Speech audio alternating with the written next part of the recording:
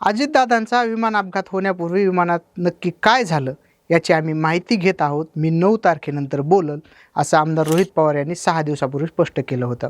त्यामुळे रोहित पवार काय बोलणार याकडे साऱ्यांचं लक्ष लागलं होतं. अपेक्षेप्रमाणे आज आमदार रोहित पवार यांनी पत्रकार परिषद घेत गंभीर संशय व्यक्त केला. अजितदादांना घेऊन टेक ऑफ करण्यापूर्वी हे विमान गुजरातला 2दा जाऊन आलं होतं असा गौप्यस्फोट आमदार रोहित पवार यांनी केला. रोहित पवार इतक्यावरच थांबले नाहीत, त्यांनी इस्रायलच्या मोसादचा यासाठी दाखला दिला. ते म्हणाले, इस्रायलची गुप्तचर संघटनेवर प्रकाशित झालेल्या एका पुस्तकात म्हटलंय, अशी कामं करण्यामध्ये इस्रायलचा एक एजंट कुशल होता. एखाद्या नेत्याला किंवा व्यक्तीला ठार करायचं असेल तर त्याच्या ड्रायव्हरला आधी संपवा असं तो म्हणायचा.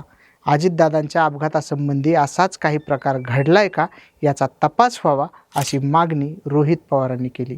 त्यामुळे पुन्हा एकदा अजितदादांच्या अपघाताविषयी संशय वाढताना दिसतोय. रोहित पवार नेमकं काय म्हणाले तेच आपण या व्हिडिओत पाहू. नमस्कार, मी बालाजी आणि तुम्ही पाहताय कार्यारंभ.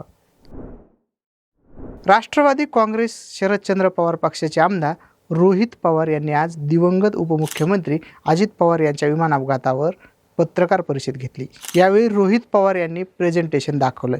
यामध्ये मुंबई ते बारामतीचं अंतर 210 किमी सांगण्यात आलं. या प्रवासासाठी 27 मिनिटे लागतात. विमान कंपनीचे विजयकुमार सिंग आणि रोहित सिंग हे 2 मालक आहेत. विस्ता सेल्स प्रायव्हेट लिमिटेड या विमान कंपनीत एकूण 27 शेअर होल्डर्स असून कंपनीच्या ताब्यात 7 लेअर जेटची 45 विमाने आहेत अशी माहिती रोहित पवार यांनी दिली. ते म्हणाले, घटनेच्या दिवशी 7:02 सर्वजण पोहोचले. 7:03 पायलटने बारामतीला फोन करून व्हिजिबिलिटी आहे का याची चौकशी केली. 7:10 सगळं ठीक असल्याचं सांगण्यात आलं.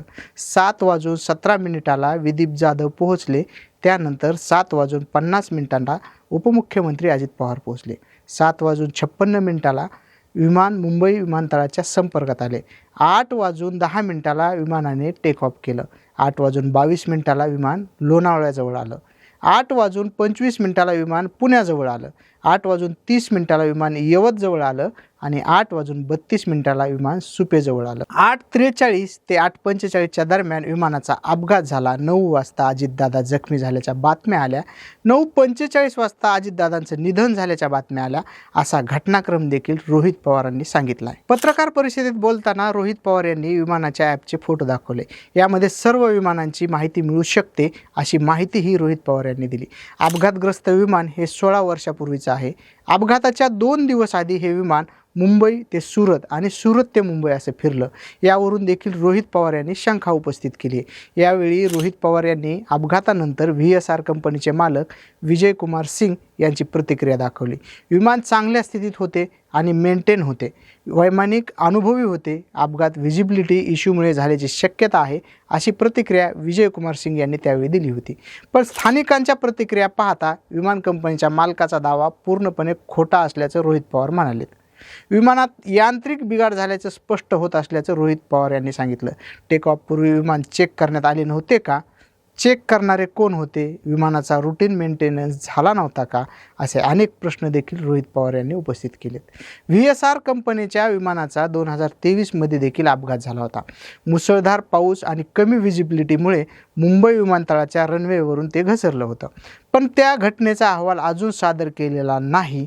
अपघातग्रस्त विमानात स्टॉल वॉर्निंग सिस्टीम बंद होती असा देखील दावा रोहित पवार यांनी केला आहे.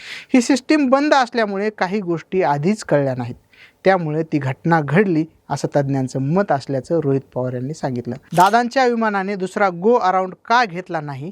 कंपनीने पायलटला इंधन वाचवण्याचे आदेश दिले होते का? कुणाच्या जीवापेक्षा इंधन वाचवणे महत्त्वाचं होतं का?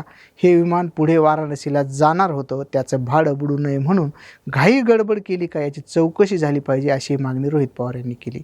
विमान अत्यंत खालच्या अंतरावरून उडत होतं, मग तिथे EGPWS इशारा दिला होता की नाही? त्याचा अलर्टचा आवाज का आला नाही? कंपनीला हेवी बेस मेंटेनन्स करता येत नव्हतं का? तसा अहवाल कुणी दिला? या प्रकरणी क्लिअर इंजिनियर, क्वालिटी इंजिनियर आणि मेंटेनन्स इंजिनियरवर कारवाई झाली पाहिजे अशी मागणी रोहित पवार यांनी केली.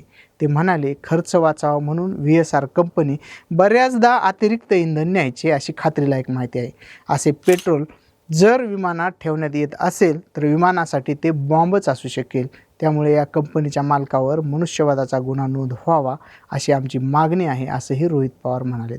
रोहित पवार यांनी दावा केला की पूर्व विदर्भाच्या एका नेत्याने दादांना एका फाईलवर सही करण्यासाठी सांगितलं. ती फाईल महत्त्वाची आहे आणि आजच सही करावी असा आग्रह होता. ती फाईल घरी होती आणि मंत्रालयात येण्यासाठी वेळ लागला.